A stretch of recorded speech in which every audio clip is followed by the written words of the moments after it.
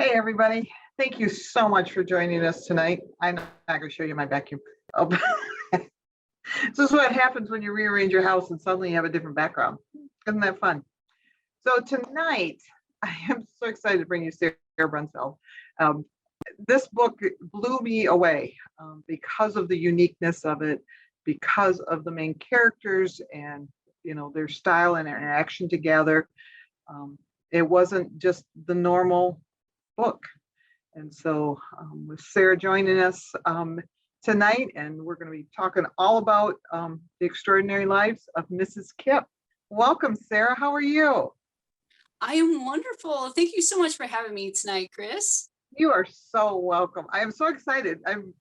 It was okay, and I'm going to admit to the audience, which probably some of them have met you, 2 weeks ago in Grand Rapids. So that was one of those things we were kind of planning two different things, and I didn't know you were coming for one, and I still wanted to interview you. So it worked out really good. Ah. So tell us about Mrs. Kipp. Oh, Mrs. Kipp. Love her. The story is about an unexpected friendship that forms between an elderly hospice patient named Clara Kipp and the young cub reporter named Aiden Kelly, who is sent to interview her. And Aiden is a young reporter just champing at the bit to get her big break. So she sees this as a very throwaway assignment, very beneath her. But what she doesn't realize is that Clara Kipp has an amazing story to tell, and one that could change lives, including Aiden's. So it's very much an intergenerational story, which those types of stories have my heartstrings. And it is also set here in Kansas City, which is where my family and I live today. And yeah, Mrs. Kipp is just a special, special person to me. She is very real to me and definitely has a place in my heart. Do you have a real Mrs. Kipp? Maybe named Mrs. Kipp, but Yeah, so a Mrs. Kipp to me is an older woman who has poured encouragement, life wisdom. For a Christian woman, it's spiritual lessons and help with faith walk into a younger woman. And so for me, that has definitely been, several women have played that role in various ways. One of the women that stand out as a Mrs. Kipp to me is actually my late mother-in-law. And I wrote our story in my newsletter here recently. I shared why she was a Mrs. Kipp to me. And she was very much one of those Titus 2 mother hens, as I call them, who in my 20s, I was returning to faith. And she was central in helping me discover scriptural truths and how to apply those to my life. She also just taught me practical things like the value of a home cooked meal and keeping my house and keeping my family well. And unfortunately, she graduated to heaven in 2013. So I didn't get to know her very long, but her memory, her lessons definitely live on in my memory. so then I need to ask, is she part of the idea behind the book, or was it kind of morphed together later? Does that make sense? It does, yeah. So where did the genesis of the book come from? Yeah. Maybe is That would be a better question. Fair enough. So I would say that actually she directly probably didn't influence that, but so where the book came from was there was a local hospice house facility here in Kansas City that was looking for volunteers to be trained on how to sit at the bedside of their patients and collect stories from their lives. And then those stories would be written down and compiled into a commemorative book for their loved ones. And I just thought, I just thought, what a meaningful way to serve someone. And so that's where the kernel of the book came from. And then from there, I just started to expand. Well, what kind of person would be motivated to be the person who goes and collects stories? And that's where the disenchanted young reporter came from. And it just kind of grew and grew from there. And I knew that the Mrs. Kipp character, the one who had a story to tell, needed to have a really compelling story to tell. And right around that same time, there was a family friend of ours who introduced me to a real life piece of Kansas City history that took place in the late 1970s and into the early 80s. And that is after the Vietnam War, after America withdrew from Vietnam, there was a humanitarian crisis that unfolded in Southeast Asia. And one of the countries was Laos. And some of those refugees actually ended up in Kansas City. And she was one of many Kansas Cityans who banded together to help these refugees resettle. And so those two ideas, the idea of collecting life stories of a hospice patient and the real life Kansas City history, they just got together in this beautiful marriage, and that's where the book was born. Yeah, okay. See, now that makes sense. And I mean, okay, I could have listened to Claire all day. I mean, I showed you my book a couple weeks ago, and it's dog-eared and underlined. And as she said, this is gold, right? I love Yeah. And so. I love that you're interacting with books that way. I was actually just talking to my daughter about that because she's going into high school, and she has to do a report on a book and call out quotes from the book. I said, well, you just underline them. And she's like, no, I can't do that to a book. And I found that people have very particular opinions about what you do with books. If I own the book, I mark it up. I think that is a huge compliment to Yep. me as an author. If somebody is underlining and dog-earing and interacting with it in that way, I take it as it's resonating with them. That's a good thing. Yeah. And I used to be the one, I've always dog-eared books. I know, don't anybody yell at me. It's few and far between, but sometimes if I'm working on several different books at the same time, I cannot remember the page number. And I lose bookmarks faster than I can. I buy one and then bring it home. And by the time I get home, I don't know where it is anymore. So I've given up, buying bookmarks. So I do dog-ear books. I know, I'm sorry, don't yell at me. But the underlining, because I'm like, even if I dog-ear a page, I can't find the right quote back. It's like, I know it was here somewhere. Which one was it? So I have always underlined books, and there's some of them that I'm like, yeah, my sister always borrows my books afterwards, and every once in a while she'll be like, why did you underline that? Right. Do you remember why? Sometimes I don't remember why I underlined a particular passage. It's like, well, I'm like, well, what's underlined? She'll say it, and I'm like, huh, well, that doesn't make any sense. Yeah. So I hope my kids, when they go through my old books, because my mom was the one, that's probably where I learned to write in books. And every once in a while I've read something in my mom's books and I'm like, huh, I wonder what she meant by that. Mm-hmm. So, Yeah. oh well. But so, okay, so I was going to ask about Claire's obituary. So I have to admit, reading about the different deaths you had kind of made me giggle a little, because they sure had fun with that. So did you create those yourself, or did you get help? I got help, just like Okay. Aiden does in the book, because I think the line that she said, my mind isn't that morbid or something like that. I'm like, yeah, I relate, Aiden, I relate. And so I did. I had to draw from movies and just sometimes news articles are surprisingly inspiring. And so yeah, I definitely had to get help on what are some creative ways that that Mrs. Kipp could sign off.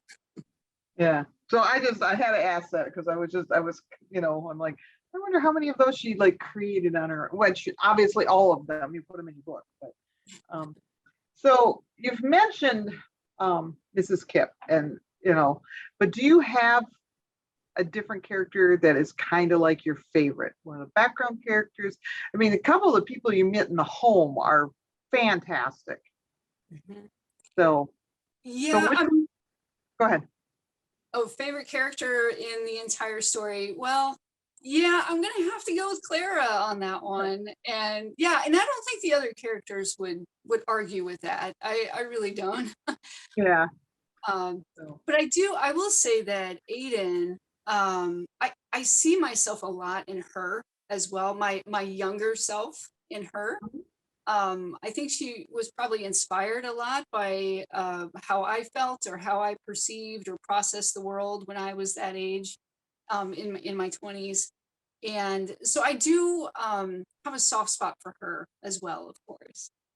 I have to agree with Aiden that I could have seen myself, not that I could write in a newspaper, but see myself doing that, that I'm further along in my career than you think I am, sort of thing, that attitude. So, um, Yeah. Oh, I yeah, definitely had that going on as well in my 20s. I thought I was too big for my britches, or yeah. yeah. So I'm not quite sure how to phrase this, but I was talking to a customer at the store today about your book. Seriously, she walked in. She's a regular, so it wasn't unusual. We got talking, and we were talking about something else, and all of a sudden she's like, "Oh, I've got to tell you, I just started Extraordinary Deaths of Mrs. Kip, and I love it." And so we were talking about it, and we were both wondering. And like I said, it's kind of an odd question, but have you heard reactions from people that are different because of their age? Because she's like her and I were totally relating with things, and it was like this and that and the other thing. And then she mentioned that, and I thought, oh, that's a great thought.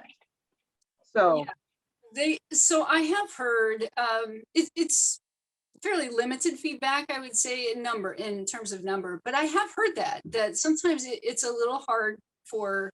I had one reader who is I guess I don't even know how old she is, but more advanced in years okay, than and she did say, I love the book, but it was hard to get through some of those descriptions of Mrs. Kip's life stage, because it's a little too close to home, or it's a little too where I'm about to be, or something like that. So oh, interesting. I have heard a few comments to that effect. Yeah, um, I've also heard comments to the effect of, I just lost a loved one, who, was going through hospice or that end of life stage. And so some of that can be excruciating, especially if it's still fresh. But it is a comfort to me that overall the message of the book still comes through, even though that there are a few challenges, I guess, in reading some of those scenes. yeah, yeah. Because we were talking about like younger people might have related more to Aiden than Claire because Mhm. that's where they were. And I don't think they missed the point of the book. I mean, the book is, mentoring each other and, it takes a village and, those sort of things. But I wondered if you had heard back from me that, liked Aiden even better than Claire because they couldn't relate to Claire. So, I Oh, just, yeah. well, now that specific, no, I haven't heard that part. It tends to be that Clara is the one that they tend to like the more of the Okay. two. So Yeah. yeah, She's, the grandma we all want. So, right, right, yeah. and the lady I was talking to, she says, I want to be like Claire when I grow up. And she's my age. So we're not that far from Claire. But I'm Yeah, like, yeah, me too.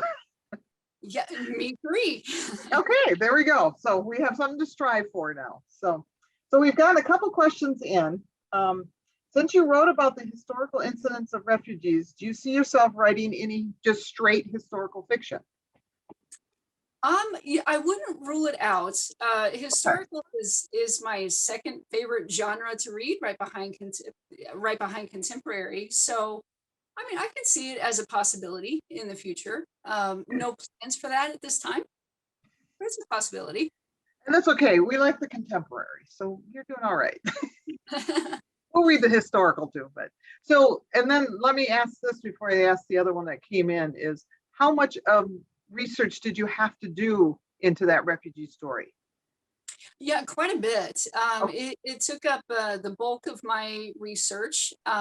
So obviously, I mentioned our family friend. Her name is Karen. Um, Interviewing her at length, that's kind of where I started. She okay. had some a lot of great stories to share, personal photos that she shared with me, and newspaper clippings that she still had. And then from there, it was diving deeper into the research. So a lot of online research. The Kansas City Star, our newspaper here in town, which is where Aiden works, all of their archives up to a certain year are actually captured electronically. And Oh, so nice. um, with one of the library systems here has all that. So if you have a library card, you can search the archives. And so did Nice. What a a lot good of idea. Sorry, that was a uh, rabbit trail. no, it's well, it's certainly helpful to people like me who are trying to get a feel for what was happening during that time. And those archives provided a lot of first person accounts from Oh, refugees themselves. And so it was really interesting and eye opening to dive into that history. I have to admit, I did a little, I mean, nothing in depth like that, of course, but I just did a little reading online about it. And I mean, it kind of depends on what age and stuff it was, what year, I mean, but so I don't know it myself. I mean, so it was just interesting that, and some of those stories are really starting to come out now. So yeah, it's interesting. I'm glad you included it. It really, I don't know, it just made it a better story. I, That sounds weird, but well, no, I agree. I mean, and I think it's a highly relevant topic. Regardless of what generation you're in, I think every generation has some sort of exposure or experience to a humanitarian crisis somewhere in the world that either directly impacts America or secondarily impacts America. So I thought it was a highly relevant to today's audiences. And I agree. Yeah, and I have to admit, I was reading it, I think when because I read a pre-release that, um, the Ukrainian refugees were just starting to hit the world, so to speak. And it was a good reminder that, we hear refugees and we don't always think of people, it's an entity, it's just a thing. And to be reminded that, there's moms and dads and children and grandparents, um, having this happen to them. So you're right, very timely. Yeah, and sad to say we still need to learn it. So, but okay, that's a good question. Have you ever gone to a funeral where they gave away cookies or something like that? I wish. I mean, maybe I should write that into my wishes for my tell my husband that's what I want to have happen. No, I have never been to a funeral quite as lively as that one. Now, I have been to celebrations of life where the intent is that it's an upbeat tone. It's celebrating their birth into heaven. Um, but yeah, cookies. I think that idea should catch on. So, I think that would be good. yeah, we'll work on that. Oh, and this is actually where I was going to go next. So, can you talk about your process of writing a show, not tell, face based face faith faith based story? So it happens when you try to say all three words at the same It is a bit of a tongue twister. Okay, time. so how do I write a process of writing a show don't tell That's what faith-based? they all tell authors, show them the story, don't tell them the story. So, Yeah, well, one of the on that end of it, the show don't tell, one of the books that helped me, and of course I'm blanking on the name, but it is it's all about deep POV, point of view, yep. and it basically forces you to describe how they're feeling at rather than say how they're feeling. So I'm gonna have to think of the title of that book But that was really helpful. So studying deep POV is Just blurt it out when you think of it, like, 10 questions from now. Oh, by the way, that's fine. 10 minutes from now, I'm gonna think of it. But bottom line is studying deep point of view of characters helped tremendously in the show Don't Tell. And I will say, the first draft is always kind of not so great anyway. So you just kind of like spitting up on the page. But going back through the editing, I almost take it like a challenge, almost like a scavenger hunt of where am I telling, as opposed to, is there an opportunity to describe what they're feeling, what they're experiencing, that would be more meaningful and bring the reader into the story more so they feel like they're the ones experiencing it, they're the ones who are saying this or reacting a certain way. Okay, so that was the answer to the show Don't Tell. As far as the faith-based adjective for that book, for that question, I think where I always start, and I think this is important, is it's always with a commitment to personal study and growth in my own faith walk. So that includes, a daily quiet time and knowing what the scriptural truths are, and finding creative ways to then show those in the lives of my characters. I have to say, I think, and every book is different, but yours was one that was so refreshing with that faith base because it was very much a natural part of Claire.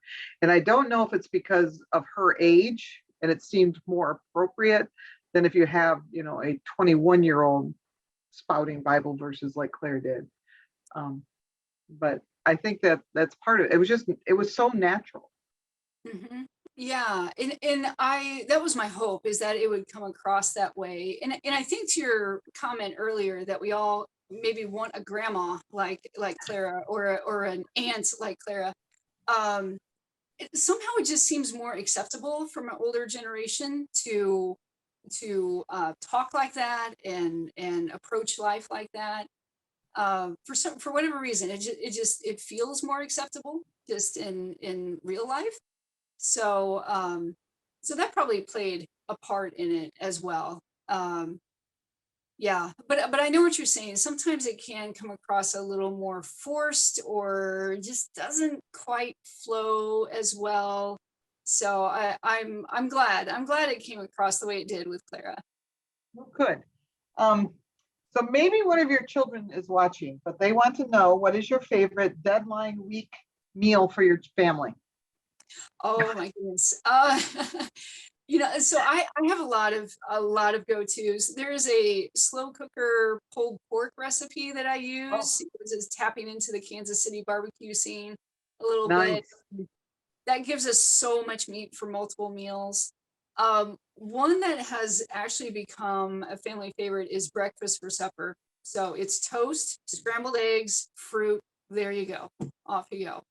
And now we're all hungry and we'll go off get something to eat. Just a minute. Well, I'll be right back. Right. Yeah. And, I agree with that pulled pork. We'll have like pork roast on Sunday and then you feed them all week off that. Exactly. I love that myself. So Repurpose it in all kinds of ways. yep. Right? Yeah. So I always like to ask, because I'm always fascinated by the answers I get. What is the best thing about writing and what is the worst thing about writing? Oh man, you got me thinking now. I think the best thing about writing, there's a lot of things that I love about writing, and I've loved it since I was a kid. Good for Um, you. I think writing helps me process the world. So it helps me process, Oh, interesting. how am I understanding the world? What am I learning? Especially when it comes to faith and in my faith walk. So I'm intaking all of this information, but I have to process through it, and writing helps me do that. So, for instance, with Clara, when I was writing her, I was actually going through a very difficult personal circumstance, and but one of the lessons that the Lord was teaching me during that time was surrender and Oh, loving sacrificially. And if you've read that book, that probably sounds familiar.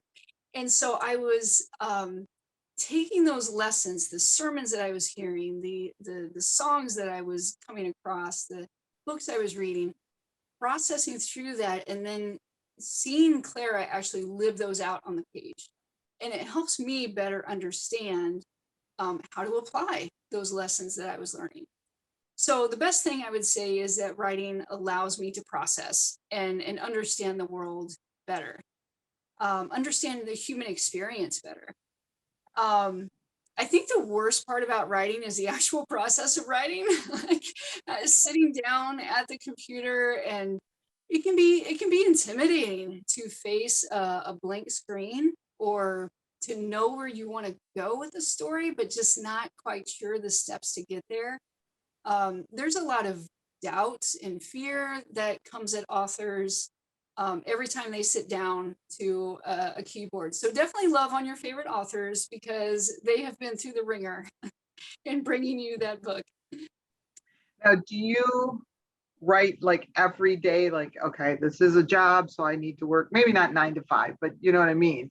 Or is it more, I have time here and then I write here once in a while? And, what is your focus there on the time?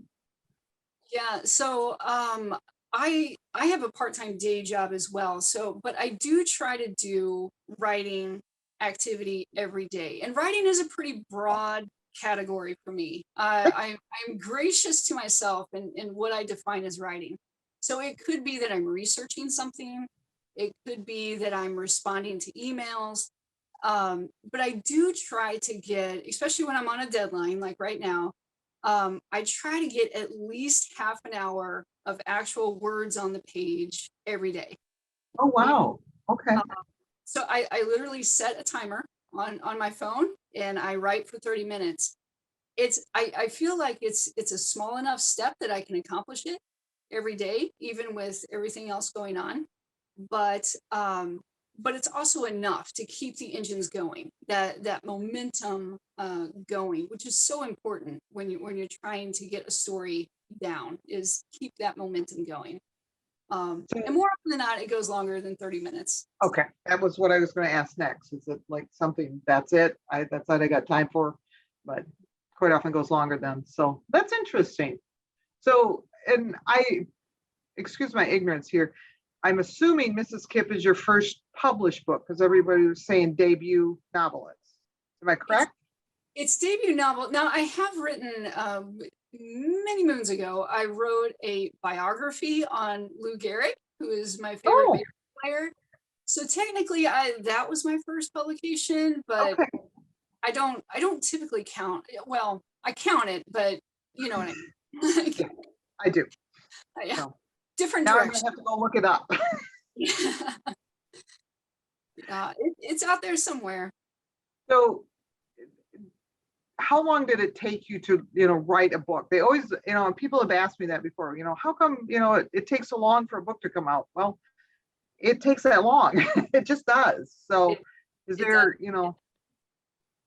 do you do a year? What is it? Yeah, for me, it is about a year. So it took me about a year from concept to completed manuscript. It was just under a year um, that I wrote Mrs. Kipp. And the book that I'm working on now, it'll be even less under a year. So for me, that's that in the season of life that I'm in, that's just what it takes. Because writing is not my only job, and I still have family at home. So yeah, it's about a year, I would That's a say. lot.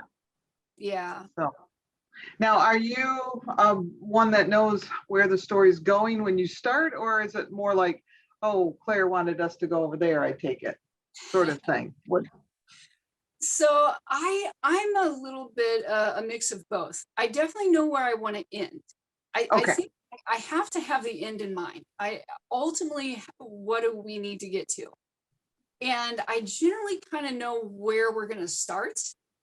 but it's the in between that's the fun part, where I get to allow my characters to go in certain directions. I generally have an idea of the points, the milestone, the mile Okay, markers along the way, but I always remain flexible to how we actually get from mile marker to mile marker. interesting. So did any mile markers change in Mrs. Kip? Yes. So originally, here's an example. So I knew that Aiden needed to actually get to the bedside of Mrs. Kip. So I knew that was the mile marker. How does she get there? Originally, she was going to be a volunteer. She was going to volunteer to go because Oh, she was kind of disgruntled with not getting anywhere in her career.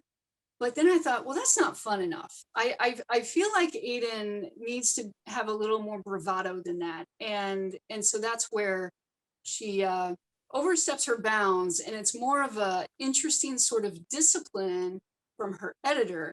I just felt like that was a more interesting way to get to that mile marker. interesting. How fun though. Yeah. So this is a very good question. So the person says this line meant the world to me, and then quote, I was still a mother, Mrs. Kelly, just not by the world's definition. I mothered people, unquote. Where did you get the insight and inspiration for that line? It Mm. is one I have underlined too. Yeah. Oh, is it? Yeah. I think I was actually talking at that time. I was talking to one of my friends. We were studying what does it mean to be a spiritual mother.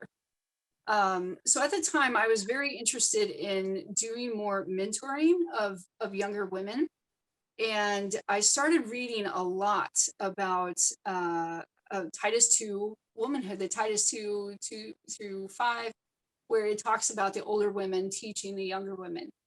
And I felt like I was, at that age where I probably needed to take that more seriously. And so it was in the process of reading about what does it mean to be a mentor? What does it mean to be a spiritual mentor specifically? And it was in the course of reading books on that, books by like Carol Kent, for example, wrote a great one. And it was through that where that line came from, that there are many ways to be a mother, in a sort of biblical view of what that means, and it's not necessarily always a biological sense or a mother to dependent child Yeah, relationship. interesting. So, so you've mentioned Titus 2 a lot tonight. Not in a bad way. I'm not complaining. Is that what the focus of this book is? If you had to say, I want my readers to get one thing, is that Titus 2 woman where you're headed? I think that is more of a it's not the root of it. It's an Okay. extension of it, but it's not the root. In my opinion, the root is how are you living life, according to your faith. And so Mrs. Kip was all about that surrender and self-sacrificial love. So honestly, I think that's the core message of the story. But self-sacrificial love takes a lot of different forms, and one of those is Titus 2 womanhood. Yeah. So yeah, and okay, that makes sense. I was just curious because and I do know what version, but I'm gonna have to go read them so I make sure I have them right in my head. But Yeah. I just kind of was like, oh, that's kind of interesting. Um, so and you mentioned historical. Is there another genre that if you could write it, you would do it immediately? Oh, yeah. I mean, it probably would be historical. Okay. I think I never thought that I would want to write historical. I always thought, well, I'm just going to go with contemporary. But when I was researching the the refugee history and those stories, I really enjoyed it. And the book that I'm working on now, it has me researching even farther back into American history, and not historical, but just throwing that out there. It's still a contemporary, but it has it by necessity needs to have some historical content. some historical references, shall we say. Yeah. Yes, because they're not really dual time. I think of these more as a flashback part of the story than like a traditional dual time book. So, Right. Yeah, I would agree. okay. I would agree with that. Okay. Um, what era is your favorite in historical then? Well, to read, my favorite historical is actually World War II era, which is very popular right now. And so, yeah, that if I pick up a historical, it tends to be somewhere in that time frame. Okay. Yeah. I think Vietnam War is probably my second most common. Yeah. Which always frightens me because, they're still talking historical. And I'm like, wait, I remember the end of the Vietnam War. That can't be history yet. Right. Yeah. So, yeah. And I think, and to be honest with you, that's one of those things that the Vietnam War, those stories are starting to come out. Um, so I like to hear those. And even, Cambodia and Laos and stuff that, all is in that, the 50s, 60s, 70s. So Mhm. I know I've said it before, but I'm really glad you included it because hopefully we have more of these military that can work through that stuff that they came home with. So, yeah. So, Right. so Yeah. yeah. So you mentioned reading. Do you read for pleasure a lot, or is it mostly for research? So I have a hard time. I don't know about other authors, but I have a hard time just reading for pleasure Okay. because mine tends to wander into the study of the craft. So I can watch for pleasure, but when I'm reading especially a fiction book, and I think it's only if nonfiction I can read, for research or pleasure, but for fiction, I always begin to study the craft. How is the author weaving this story together? I end up studying how the author is writing the story, and so which I guess could count as pleasure, but also education. Okay. Well, that makes sense. So, what are some of the upcoming books or books you just read that you are really excited about? So the one that I'm finishing right now, and I'm late to the game on it, is Amanda Cox's "The Edge of Belonging," which right, the Christie Award winner, and so I'm reading that one right now. I'm looking forward to reading Liz Johnson's. You mentioned her earlier, her latest one. I think, oh, and Robin Pearson's latest. I'm very eager to get my hands on that one. I have all of her other books over here on my shelf.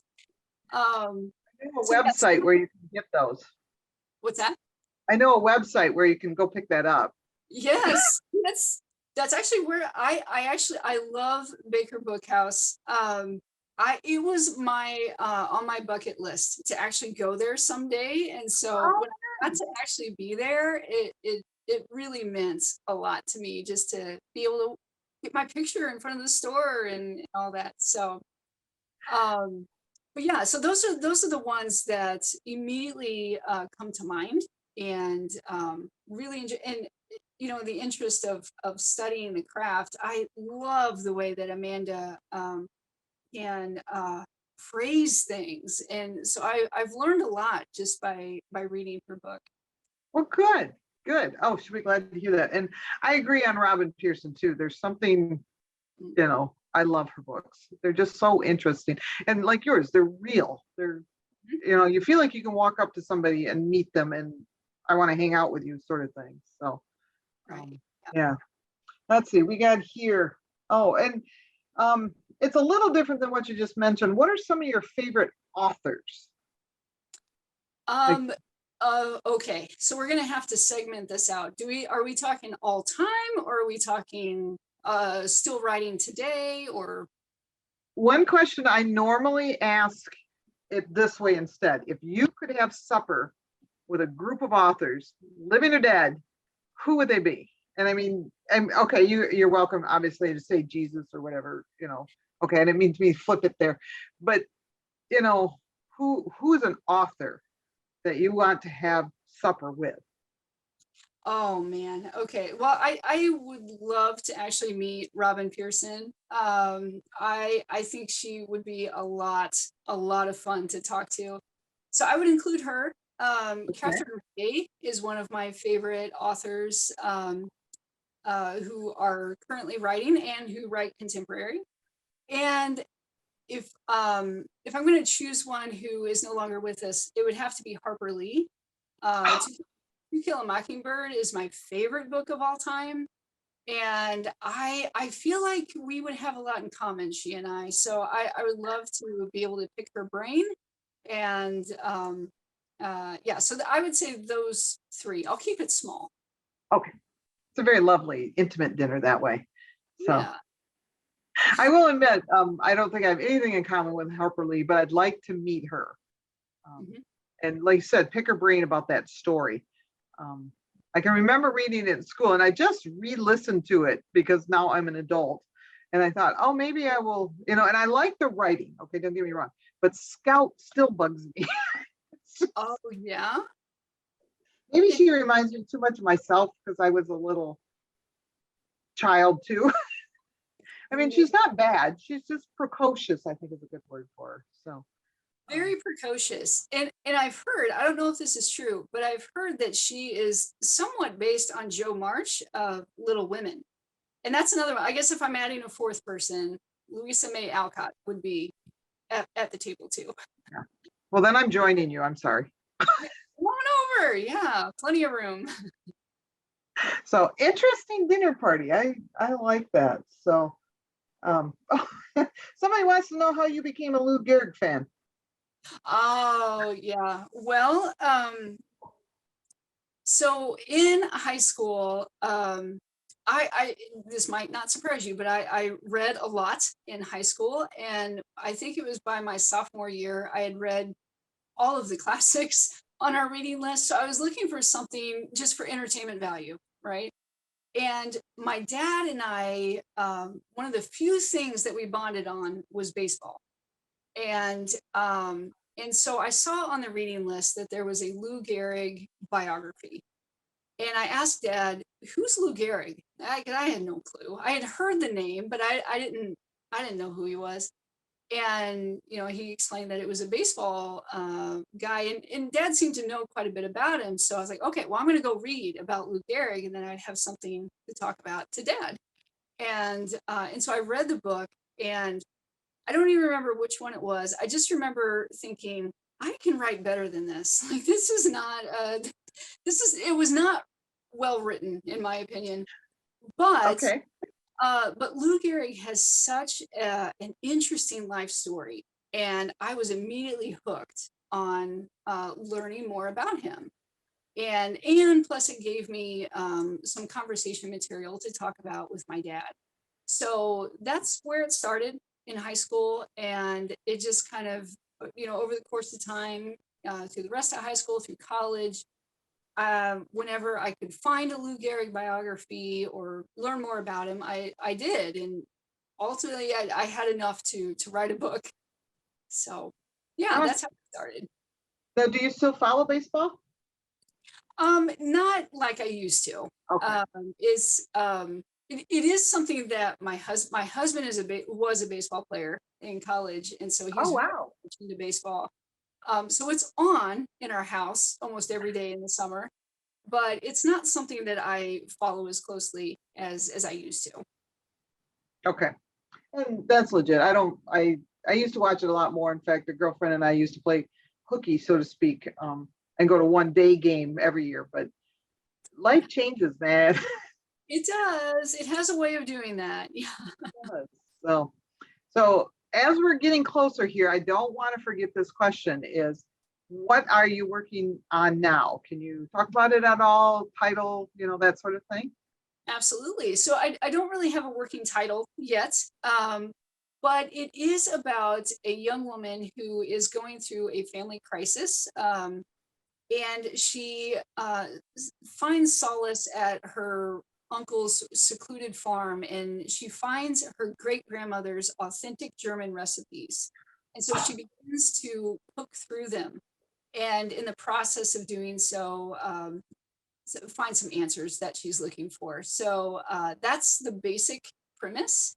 And it is very much, it borrows quite heavily from my own family heritage. And so that's where the research is coming into play. I'm researching quite a bit about the immigration that happened. There was a huge wave of German immigrants that came over to Missouri in the late 1800s and early 1900s. And my ancestors were part of that wave. And so yeah, if you ever are in Missouri, or especially around the St. Louis area in the Missouri River corridor, there are tons of towns that have German names currently, or were settled by German immigrants. And so Interesting.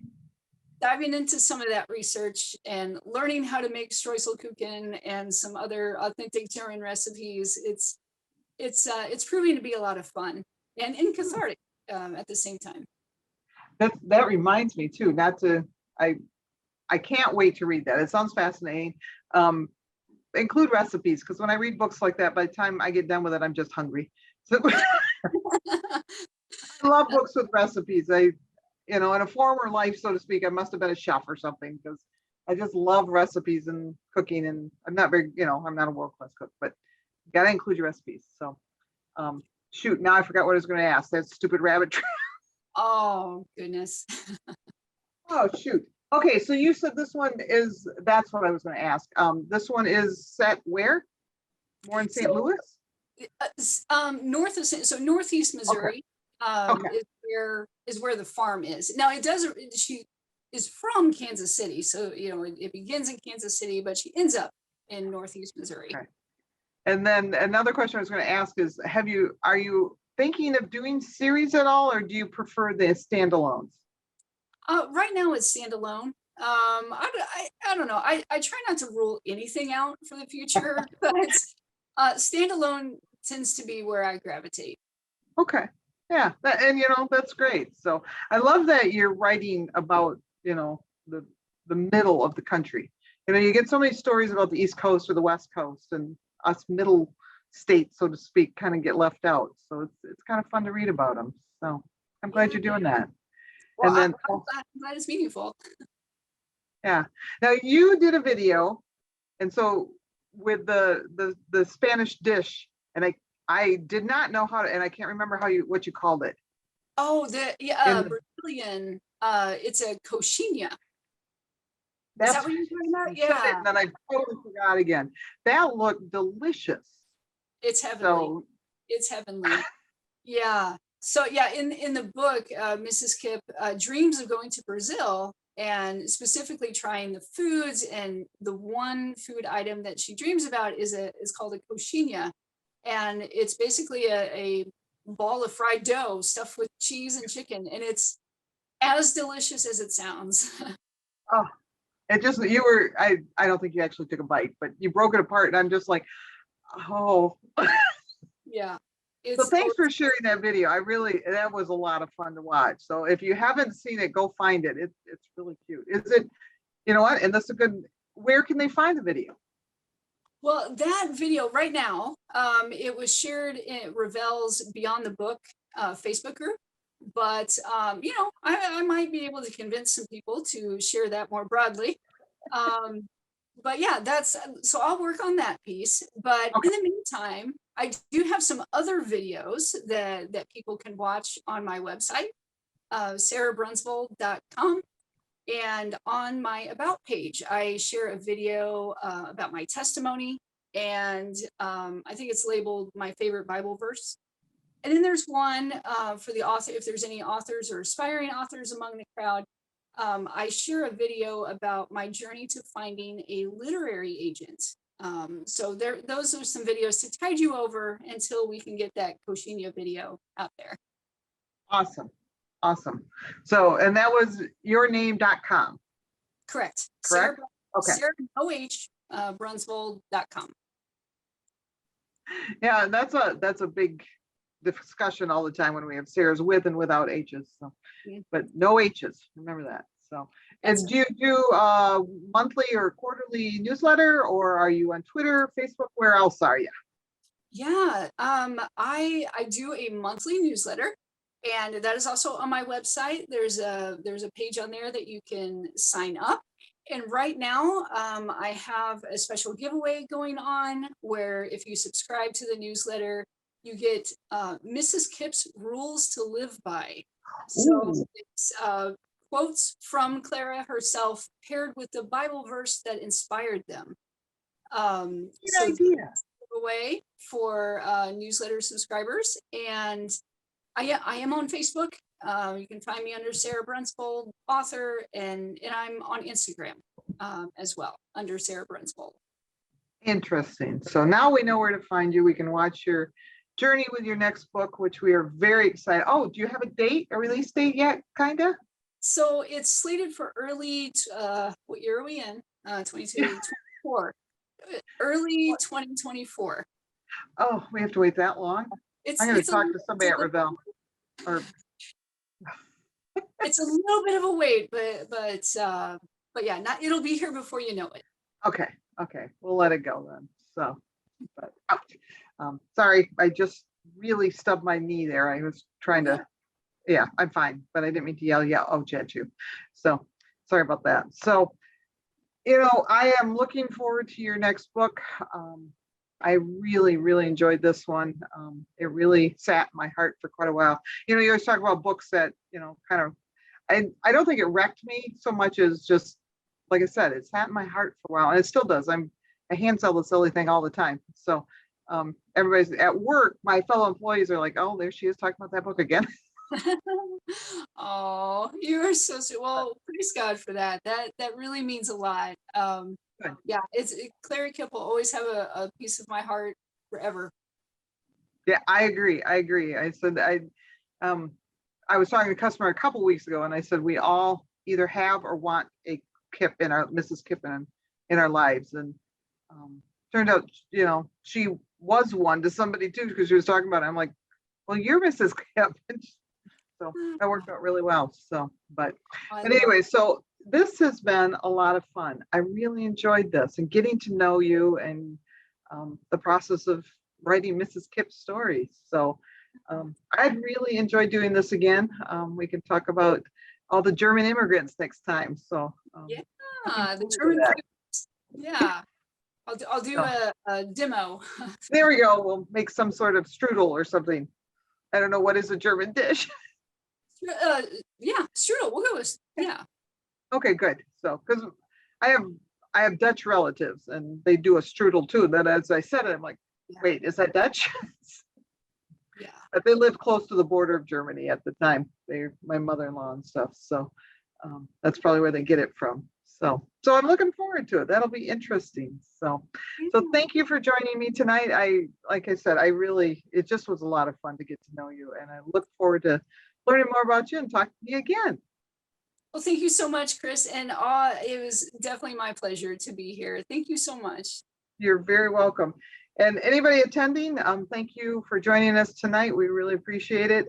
There are some links that went through here, but you can also check out the links on the Facebook page for Baker. The recording will live there, so you can always check it out there.